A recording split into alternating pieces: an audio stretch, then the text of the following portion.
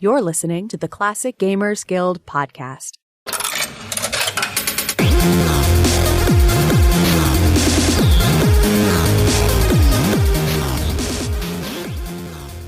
Hello, everybody, and welcome back to the Classic Gamers Guild podcast. I am Rick, and I'm here with Paul. How are you doing this week, Paul? Hello, mate. I'm good. Sorry. I apparently told a joke that I was unaware of. my cat just fell off a banister, and I. That is funny. You bastard. Sorry. I just have a thing with cats. I deserve that. I do too, and I have them here, which is strange. But anyone that's had a cat or seen a cat fall, let's say, the way they like get up from the ground and look around, like they're such egomaniacs. Like, are they making sure nobody saw them? Yeah, they've got that look of like, I'm cool, you know. I totally meant to do that. What a little egomaniac. No one cares, mate. Absolutely no one's watching. Oh God, yeah, this place it's a madhouse, and I apologize if anyone hears my dog existing in the background. He's just lying there, but he's a bulldog, so I think everything is a struggle for them. They're a genetic nightmare, basically. Unfortunately, they got bred for cuteness, which means that their nose gets really pushed up, so they have difficulty breathing. Yes, every breath is a bit of a struggle for this poor guy. Yeah, poor thing. I do like dogs. He's gonna walk it off. Yeah, dogs are better than cats in my opinion. I've got them both. I don't want to rile the listeners up, all right? Don't write, a congressman about it. I'm just from my opinion. But I will say cats go shit in a box. That's brilliant. Like, if only we could take that part of cats and put it into dogs, then we'd have the perfect companion. Why can't you just, buddy, you're so much smarter than cats. And who argues that, I say, that's not my opinion, that's fact, because you ain't see a cat walk, a blind person across the street. They're definitely, I think dogs are definitely smarter. But, why can't they just shit in a box? It's so convenient. Wow, that was a perfect, I don't know. Accidental censorship. Your mic cut out just as you were saying a swear. Oh, beautiful. It's working with us. All right. For once. Anyway, yes. So I guess we're going to talk about, stuff that's not dogs or cats. Or are we? I can keep going. I don't think there's going to be cats or dogs brought up. I don't have anything on my list. But let's see. Cats and dogs, and we got to find a way to turn that into our topic of this week. Everyone loves a good, obvious transition, I think. Okay, how about this? Do you know what sucks? What sucks? The Big Bang Theory. Oh, yeah. Not the literal Big Bang Theory. I mean, like the TV show, The Big Bang Theory. Yeah, the real one was probably a good thing. I think our existence is owed to it. I think we can generally attribute that as a positive. I think it's done quite a bit more for society than the TV show has done for nerds as a whole. Yeah, thanks, universe. We like that bang that you done. But the show, it's just the worst. It's just awful. And anyone that champions it is also the worst. I'm sorry. Yeah. I mean, okay, well, for me, there's a little bit of a curve here because what happened with me is that a friend of mine tried to introduce me to the show. And the first thing I did as soon as I saw it was I hated it. But it chipped away at me because this is right when it started. Like, this was not one of those things where there was like a few seasons backlog. It was like right as it started, people were like, "Oh, have you seen the show?"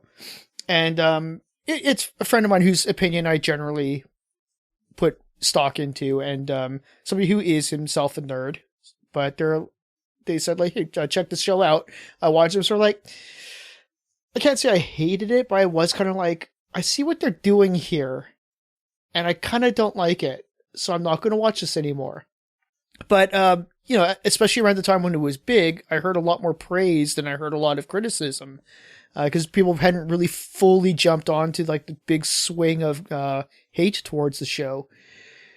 And so I think it was, I forget where I was going, but I was on a plane, and that was, like, one of the only things I could choose to watch that I hadn't seen before. I was like, okay, fine, I'll give this show a shot. And that was your first mistake.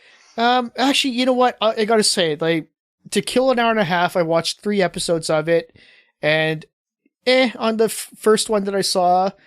Second one was kind of like, I'll give it one more chance. The third episode, I don't know what it was. It kind of clicked a little bit more with me. I was kind of like, okay, that wasn't so bad. So when I got home, I started from the beginning, and I kind of got a little bit more into the characters. I kind of actually liked it for like the first 2 seasons.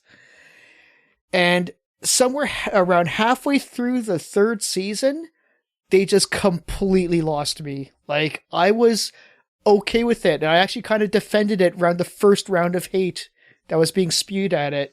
The first wave of hate. Yeah, like right when it was first starting out. I think the initial trigger, to the best of my recollection, was when the guy who played Sheldon won the Golden Globe for Best Actor. I think that's when people start to really cry out. And I was like, well, he was the best part of the show, to be honest, and I kind of liked it. I totally understand if it's not everyone's thing, and yes, I know IT Crowd was better, and yes, I know Community was better, but I was like, that doesn't necessarily mean that this is necessarily bad, and so I kind of defended it. And around like I said, the middle of the 3rd season around, they were kind of like, yeah, we're just going to go complete to shit. And we're just going to be like everything that everyone, like it's almost like they doubled down on the criticism.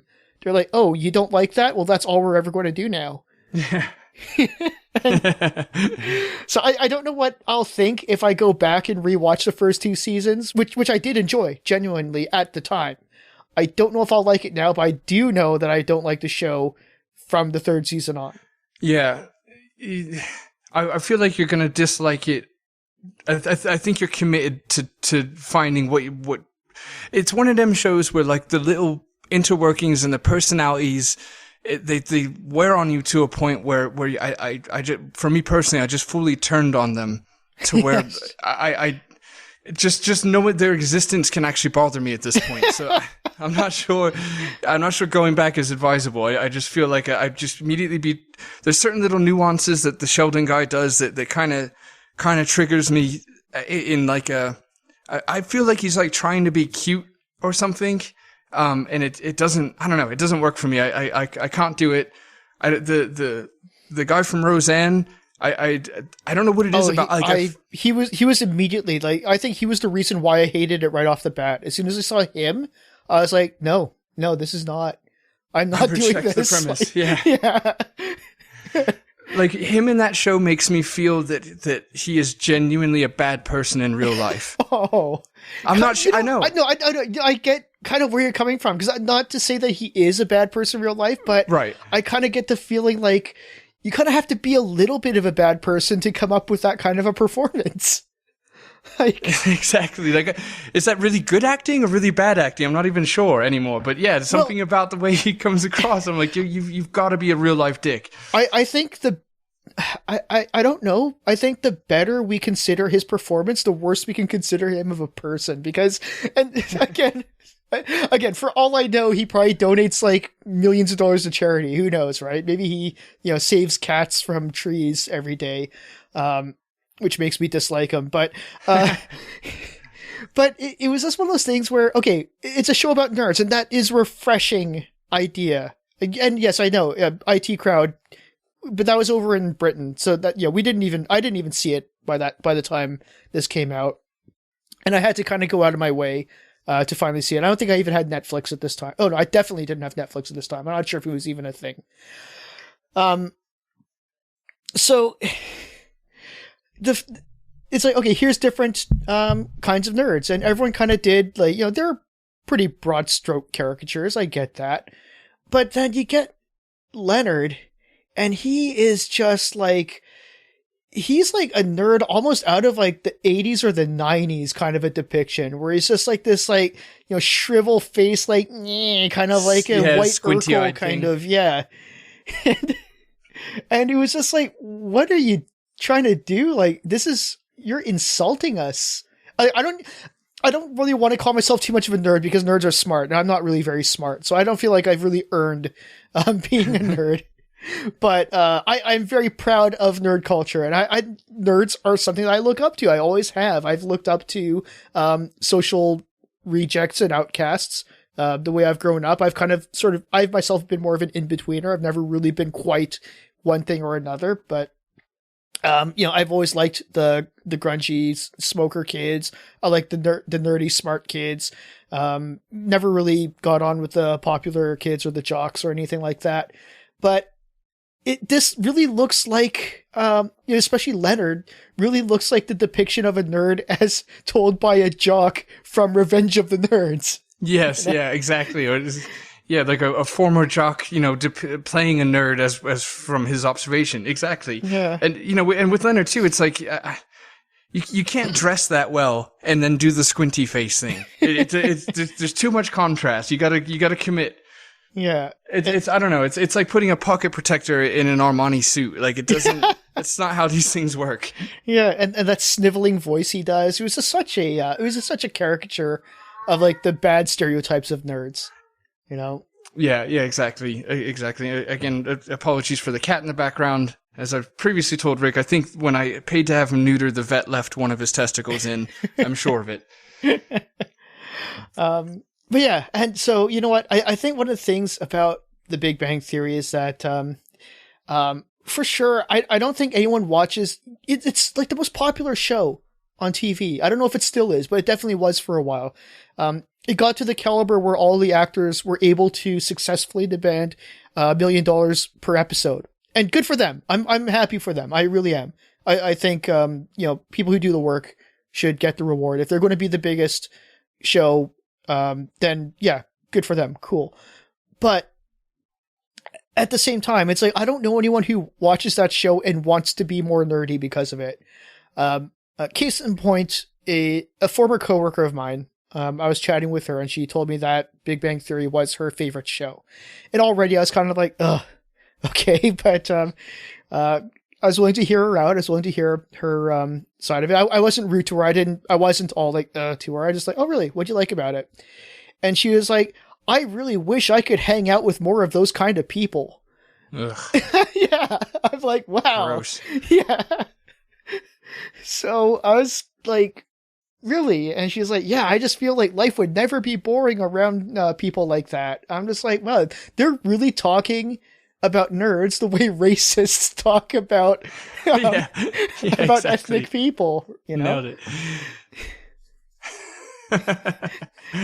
Spot on. But it was even when it is endearing, it's like in this condescending kind of way. So I don't know. So I think remembering that is kind of why I sort of came up with a topic for an idea. It's like, well, who are some like the really cool nerds? Like, who are the nerds that nerds look up to?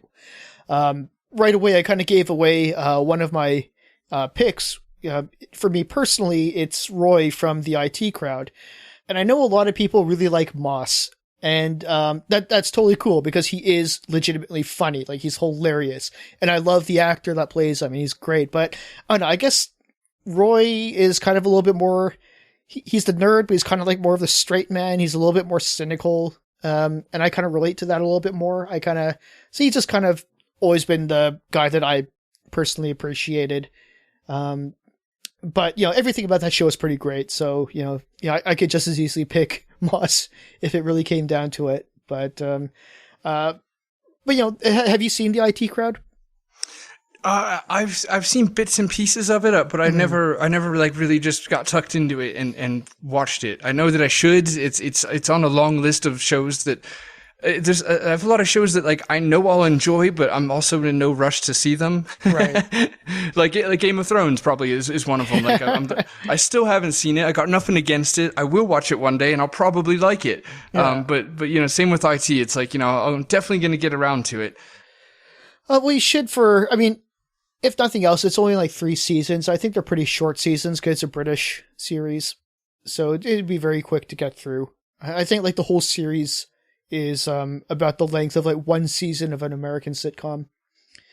And but it does something really cool, is that it doesn't really particularly portray nerds as cool, quote unquote, but they're really like kind of cool. Like they're relatable.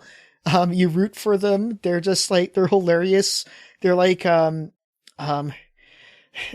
that I really compare these because I really, really dislike Clerks, but it has the same effect where the characters in Clerks were depicted as like these losers, but it still made people kind of idolize them and want to be like them. And I feel IT Crowd did pretty much the same thing with nerds, while actually being funny. Well, don't you know Clerks is an artistic masterpiece because it was shot in black and white, mate. Yes, because it was shot for like $30,000, that makes it good. And you too can be an artist if you just take a photograph of a candy wrapper on the ground in black and white and put it on Instagram. I don't know if you knew that. That actually makes you an artist immediately. Wow. I could go on a whole other thing about Clerks, but I don't want to lose everybody we've got who listens to us. Cat owners and Kevin Smith fans, get out. No, I'm kidding. Please come back. Please go back. You're all we've got. We don't have the numbers for that kind of confidence. Oh God. No, I as to what you said, I look for the same thing where it's like I guess a realistic depiction of nerds as opposed to you've got like, I don't know, Revenge of the Nerds or anything Rick Moranis has ever done. And then you've got Big Bang Theory. And neither of those are actually accurate to me. Like Big Bang Theory is the equivalent of like a overly attractive person putting on thick black frame glasses and saying, you know, I'm a nerd with like 15 hashtags relating to it. That's actually literally what they did. Like, I think there was a picture of like the cast out of character and they're all like really attractive people. Right. Yeah. Yeah. So I think you are literally correct. I think except for, I mean, I don't know what people think of Sheldon. I don't know what women think of the actor, if he's particularly attractive. I think he's like spot on exactly in life what he is in that character. But the others are just like, they're totally made up to look less attractive than they are in real life. Right. Yeah, exactly. Yeah. Sheldon, I would say, is very cute for a turtle. He's got a very little turtley face. It's adorable. But yeah, it's kind of like nobody likes when pop culture exploits their thing. And if it's any consolation, I think it happens to everything at some point. At some point, somebody's angle gets exploited and becomes quote unquote popular for a little bit. And if it hasn't happened yet, it'll probably happen as they continuously run out of ideas. So I think it's just that feeling of like you're exploiting nerddom and misappropriating what it's actually like to, you know, get people to do what your coworker said, which is to want to hang out with those kinds of people or whatever. It can be frustrating, just the same as like Revenge of the Nerds, where it's like, all right, geez, we're not that bad off. Like, for God's sakes, mate. I mean, I'm sure there's plenty of cool jock types that live in their mom's basements or whatever they've done in those films. I don't remember. Mm-hmm. As no one should. So what I like is that the middle of the ground, just kind of real life, what it's like to be a nerd. And I consider myself one to a degree. Like you said, I don't think I have the intelligence to really fully own it. I never learned to like code in BASIC or some of the other tropes, but I want to. And that's where the connection comes in. I genuinely want to. So that being said, you know, and I'm sure, you know, a lot of our listeners are probably fall into some sort of nerd category because you're listening to a classic Gamers Guild podcast. So, you know, have a bloody look in the mirror if you're not comfortable with that. It might just be the case. I'm not sure. But my point is I like when it depicts nerdism in like a pretty realistic fashion. And that's to say is that, you know, what is a nerd? Who am I? It's like a pretty normal person, period. I mean, you know, there's certain nerdy tendencies, you know, fandoms and, maybe or maybe not technology, etc. But it's like at the end of the day, it's not like that Bernard from Day of the Tentacle or Rick Moranis. You know, it's not that like our pants are pulled up to our belly buttons with a pocket protector and, you know, greased, you know, suede over hair. It's more just pretty much give or take kind of normal people, with some nerd-like tendencies. So for me, my kind of pick, I guess you could say, for the show is Scott Pilgrim. Okay. Yeah. And I like, again, it's like in that film, he's got an ex-girlfriend and a current girlfriend. It's like that's how nerds are. Like we usually do date people. It's not like this giant flock of 40-year-old virgins. It's maybe we date other nerds. There's a section, I'm sure, that are pretty accurate to that one, but no, you're correct. It's we're just normal people who go about normal life, and we just have certain interests, and some people are smart. And that's about it. We're not this entire species of like cave dwellers. Yes, exactly. So it's I like that depiction. Actually, what I'll say before I go into it any further is I was doing my usual minimal amounts of research for the episode, so I figured I'd Google around and see just what people kind of said about Scott Pilgrim regarding nerddom or being a geek or whatever. And one of the first hits on Google was an article of saying that Scott Pilgrim ruined nerds. Now they had some decent points. I just happened to see things completely the other direction. I completely disagree, basically, where they were saying that because he had some sway with females in the show, in the film, and because, he was a musician or just, there were some things that were stereotypically cool about him that it made people think of nerds in a different way. And they were almost trying to allude to like, there's actually like a seedier underground of being a nerd or something. and I didn't appreciate the article because I felt like they were saying that nerds could kind of only be depicted in the comic book guy kind of way. Right.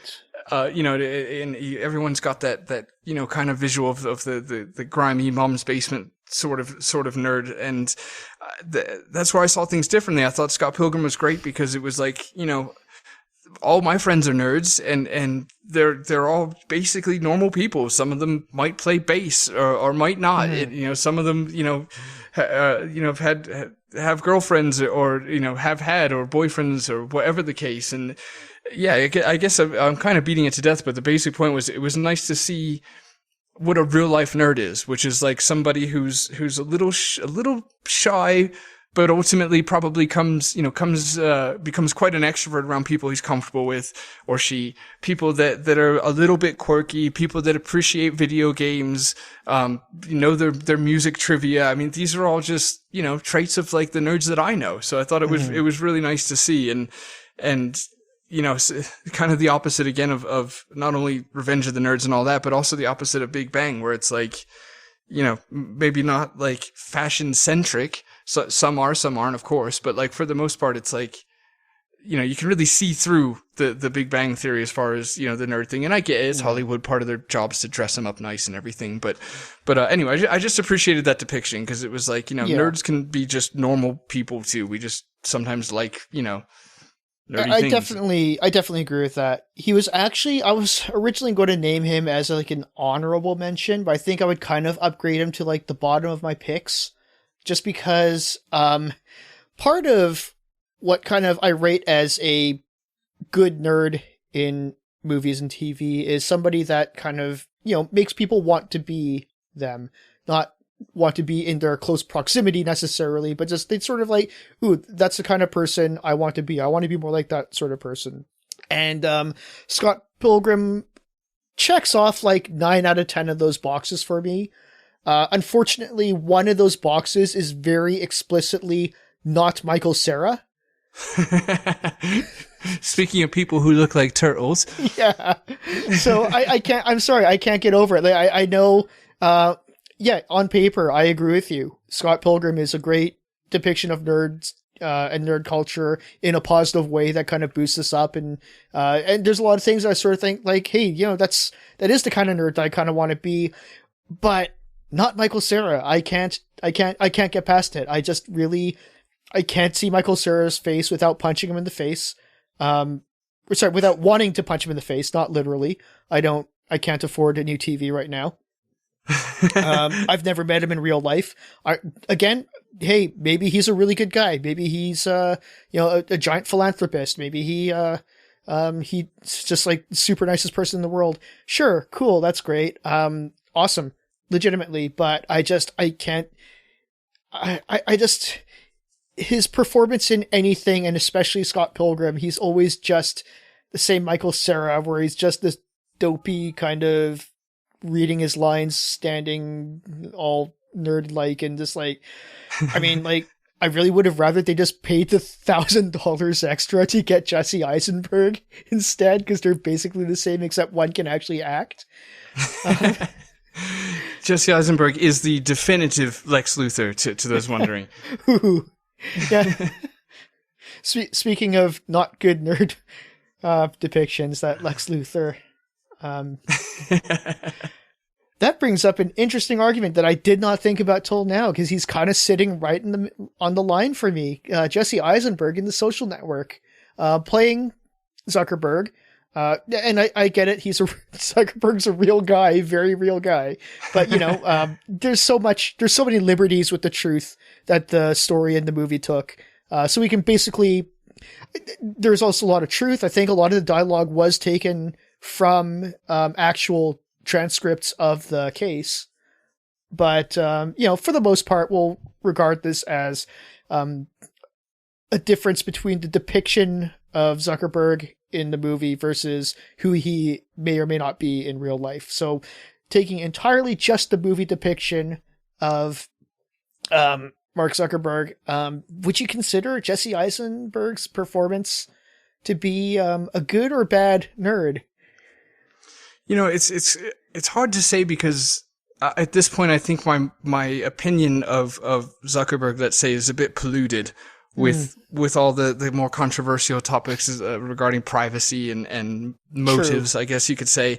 So yeah, I'm not sure I'm not sure how I really feel about him to begin with. Right. So that's definitely kind of tainted it. But as far as wanting to be that person, I would have to shy away just because of those things I just mentioned. I agree with you on that. But again, like I said, I can still kind of just like take as it is the movie and just kind of like shut out the actual, like I watch Social Network basically as a piece of fiction. I know that, like I said, a lot of the dialogue was taken from transcripts, so it's not entirely fiction, but I still watch it as fiction. Right. And as such, I think he's kind of like on this middle ground, which I think is a good thing. You know, this shows a strong character, because there are parts of me that sort of like, that guy's kind of cool. I kind of like admire certain aspects of him, but he's also such a shitty person too, that I kind of don't really like him, but it would be kind of cool to be, you know, it's that whole trope of the, you're allowed to be a dick if you're a genius kind of thing. Right. Yeah. So, which I'm getting a little bit tired of, but I got to admit, I love that movie. I think he does have aspects that are kind of cool. I mean, he becomes a billionaire, so, you know, that's great too. That also helps. But I'm on the line about that one, to be honest. I didn't think about this beforehand. It came up just now in my thoughts. I'm kind of on the line about that one. Yeah, it's tough, because I've recognized that I give people a pass for being a dick if I appreciate their genius specifically. You know what I mean? Like Steve Jobs, there's a good example. You know, I really appreciate the man and what he had done, while recognizing there was a lot of things about him that was quite dickish. But I see that I give him a pass, so I can't really be so hypocritical to say like, well, Zuckerberg doesn't get one when Jobs did. You know, I will say when you said, you know, we started on Lex Luthor, and you're like, let's take that to this direction, and you went with Eisenberg. In The Social Network, I was actually thinking you were going to say from Lex Luthor to go to Superman, aka Clark Kent, because that was someone I briefly considered for the nerd list, being Clark Kent. But then I quickly realized that Clark Kent, calling him a nerd is definitely for me in the same camp as The Big Bang Theory, where it's like you're just a big, like, hunky, beautiful person pretending to be a nerd. And you're not genuinely a nerd at all. You're quite a super, man. I'm sorry about that. That wasn't, shit. I got stuck into it. The best part about that is I feel like you genuinely cornered yourself. Yeah. That hesitation was me trying to wiggle out of it. Damn it. I don't think that was a deliberate pun. I think you actually painted yourself into the corner. Oh, God. I was going to throw away a couple of my honorable mentions here. I'm not going to dwell on them too much. One of them being, actually, one of them was Scott Pilgrim, but one of them being Liz Lemon from 30 Rock. She plays up a lot of the nerd aspects, and she's really, I don't know, if you haven't seen 30 Rock, you should. It's a great show. It's one of my favorites, probably. And she's awesome, played by Tina Fey. Just hilarious, and I love how nerdy she kind of really paints herself to be. She's not like 100% nerd. She's like this, she's the head writer of this show that's very reminiscent of SNL, and they don't make that in any way unclear. But then every now and then they'll like just peek into like a lot of her inner thoughts or her past or something, just reveal that she was like this total nerd. So that's actually really cool. I really like that character. I like Tina Fey generally. And one other one being, this was actually for a while going to be my number one pick, but I kind of downgraded him to an honorable mention because there's a movie that I think 12 people, including myself, saw called Brick. I believe it's the directorial debut of Rian Johnson. And Brendan Fry, the main character played by Joseph Gordon-Levitt, plays this guy who comes across as a nerd. Like outwardly, I always regarded him as a nerd. I think that might just sort of be the way he looks. Because the more I think about it, he doesn't really have a lot of the too many nerd qualities, especially when there is a character in that same movie who is supposed to be the nerd. But nevertheless, Brendan Fry is like just a cool loner, social, or not really loner, but a social outcast kind of guy who's just relies on his brains. He wins a fight just by using his head more so than actually being strong or a good fighter. Like, he's a good fighter in the sense that he can think his way through and problem solve, basically. But so yeah, I just don't know if he's really particularly nerdy enough to be like a big nerd, but he's still definitely worth an honorable mention. Yeah, I definitely want to watch that movie. When we were texting, you brought it to my attention that was Ryan's first film or so, and I had just watched and absolutely fell in love with Knives Out, so I'm going to have to check that out, knowing it was him. Before I get into the honorable mentions, I'll say that it's been a little bit hard because sometimes there's characters that display, a badass side or display a side where I'm like, does that, contrast with the spirit of the nerd?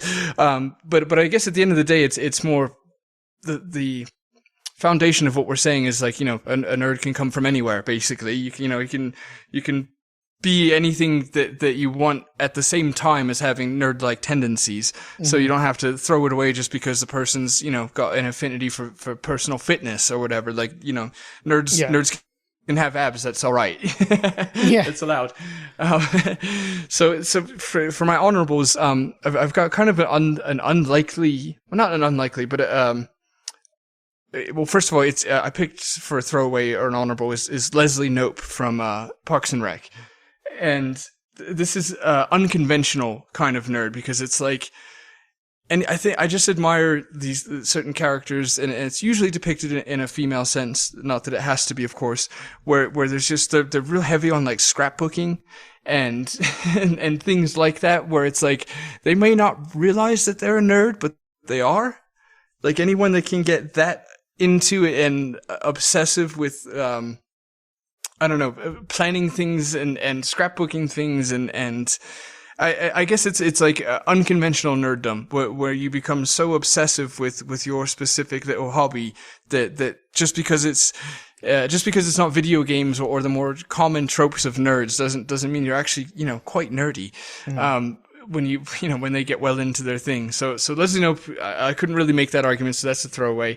Actually, sorry, just while we're on that particular topic, I just want to say that I did consider Ben Wyatt from Parks and Rec.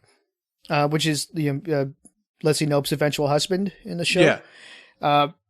And I don't know if you're going to get to him or not. I don't know what your list is, to be honest, but I'm just going to say right now, he's kind of, I don't hate him. I didn't put him on the list. He's just one of those characters I recognize as a nerd, but I just kind of not one way or the other about him. I definitely had considered him. I went with Leslie instead to more make that point of unconventional nerdism, which is fair point. Very fair point. he's worth mentioning in himself as you brought up because of the he invents his own D&D like game, and he's definitely kind of a good depiction of the real life almost closet nerd. Yeah. There's that one, and then my last one was Peter Parker, right, for a throwaway. And actually, that's I don't not know. too bad. For me, it's just hard because he's Spider-Man's so I guess cool or whatever. Like it's kind of hard for me to be like, you get to be like kind of like the jock of all jocks to a degree. As far as physical capabilities are concerned, and you get to be like quite an alpha male, but at the same time you also get to own this nerd part of you too. It doesn't bloody seem fair. Well, Peter Parker is definitely a nerd, but I see what you're coming from in the sense that it's not the nerd part about Spider-Man that people like. Exactly. Yeah. Thank you. Yeah, I guess that's exactly what I'm trying to say. So it's like you get everyone's admiration. I'm not sure if you'll bloody get ours too, because you had an old Apple II in one of them films, which that actually made my day. I think it was an old Apple II in one of those Marvel films. Yeah, I mean, that being said, the new Spider-Man, the new Peter Parker in the MCU is fantastic and probably like the best one I've seen. And he actually is doing pretty well at sort of like representing the nerds. Yeah. No, they did a great job casting him. He's doesn't have that like perhaps conventional beauty. He's obviously an attractive, handsome fellow or whatever, I'm sure. But yeah, just the everything about it. It's got a very non-threatening sort of demeanor about him all around, which works. So anyway, yeah, I think that concludes my throwaways. This is not really an honorable mention or anything like that, but just in speaking of throwaways, I deliberately am leaving out Tony Stark from this list. I don't consider he's got nerdy qualities. I don't consider him a nerd. I don't know. I don't think anything about him is really, he is super smart. He is genius level, but I also I don't know. There's something about him that doesn't strike me as being like a real nerd character. I don't know what it is. I don't know if I can put my finger on it, or I don't know if I can justify in words why he should not qualify in any way that people aren't going to throw it back at me somehow. All I can say is that... I got you covered on that. I think the wording would be, I'm not sure a nerd would ever confidently quip billionaire playboy philanthropist at somebody with that amount of confidence and still be considered a nerd. I'm not sure you get to be, a playboy and a nerd at the same time. Despite, I know that kind of contradicts everything I've been saying to this point, is that a nerd can be anyone. But you know what I mean? It's that same cocky, confident sort of demeanor coupled in with the facts. And it also raises the question of, can a genius just be a genius without being a nerd? You know what I mean? Because it's like I can hear in your voice this underlying almost kind of guilt for saying, well, he's a genius, but I'm still not going to say nerd. And it's like, well, and I'm not saying yes or no, but it is like, can you be a genius without being a nerd? Actually, that's a good point. I think you definitely can. I think you could be a genius without being a nerd. I don't think anyone calls Dr. House a nerd, right? Yeah, really good point. All right, so who's your pick? I think we probably picked the same guy. Yes. Who's your actual pick for the who's your final pick for the best nerd in film and TV? I'll let you do the unveiling. Thank you, mate. We picked the same one, and I am going to actually throw it back to you because I have temporarily forgotten his last name. You're building me up. You're like, I'm going to let you pull the wraps off this. So I'm like, shit, I'm panicking. What's his fucking last name? Now I'm wondering if you actually did we actually pick the same guy, or you just sort of like, oh no, I have to make sure that it's the same guy. You choose. Oh God. Now I'm having that moment. Shit, I wasn't a second ago. Okay. I'll say the first name. It's Malcolm. That's his last name. The last name is the only part that you remembered. Dr. Ian Malcolm.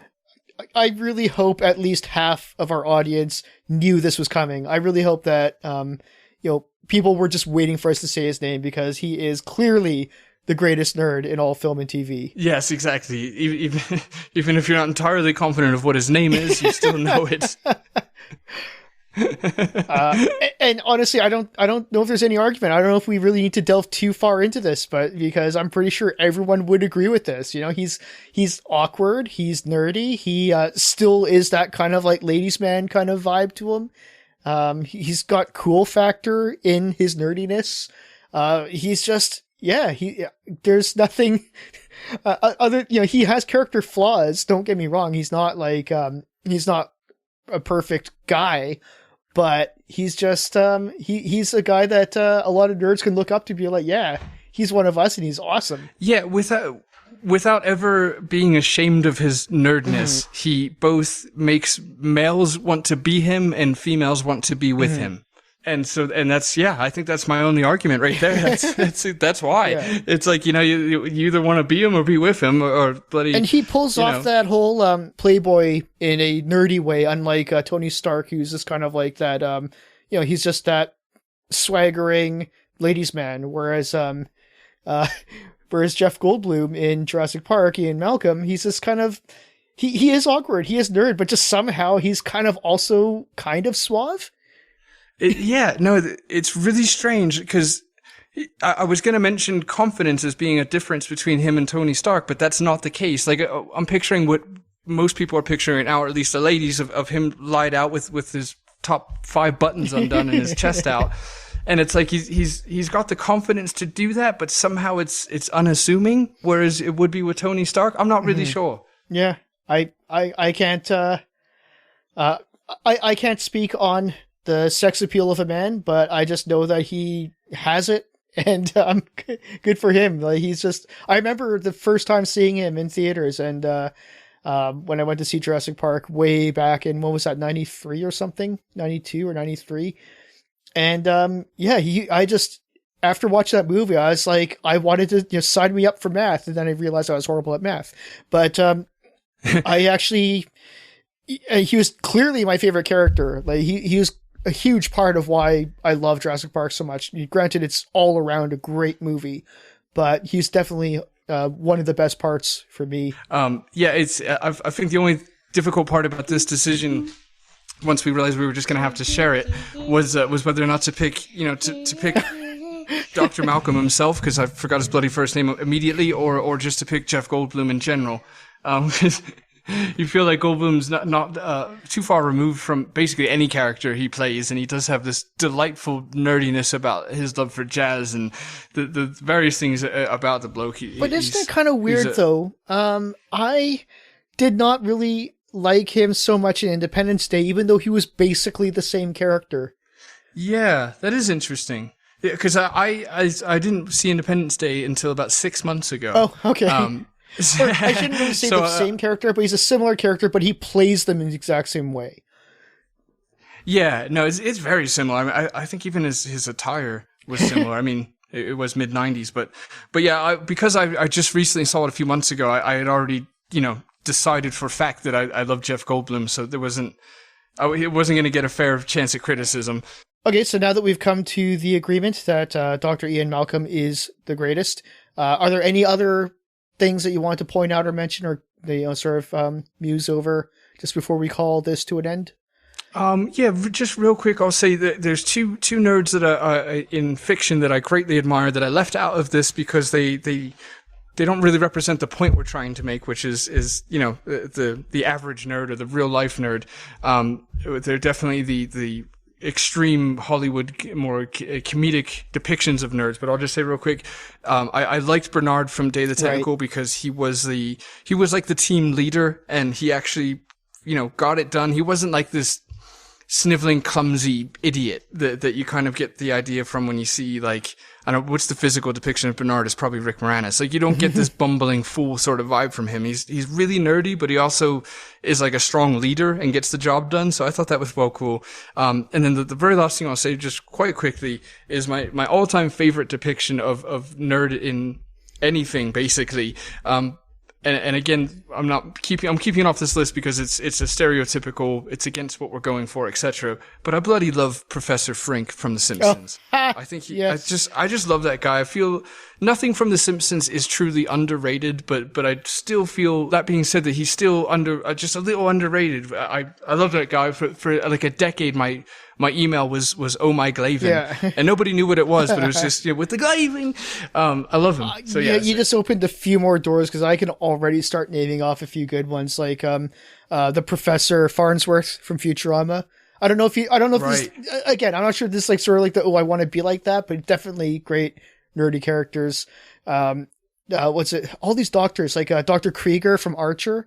I got to go back. I got to say he's on my list. He is one of my favorite nerds in TV and film. Like, he is great. I love Dr. Krieger. He's like my favorite part of the show. Yeah, there is a whole nother dimension. If we were to let go of the nerds you want to be like, or realistic application, when it's just straight up nerd stereotypes, there's a lot of great ones still. Yeah, but he's not even, he's kind of a stereotype, but not even really. But he's definitely like, I looked at him, I'm like, that's the kind of guy, that's the kind of genius I want to be, because he's just such a.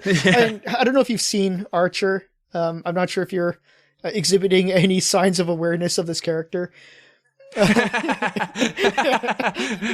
Trying to get a reading here. I can't really tell yet. I've seen like 3 episodes. Okay. So yeah, I'm in that perfect vague state where I still don't really have an opinion on it. Don't get me wrong. He does not dethrone Dr. Ian Malcolm, but he is just like such a great character. Like he's like the Q in James Bond kind of character. You know how it's like sort of a parody of James Bond kind of thing. So he's like that Q.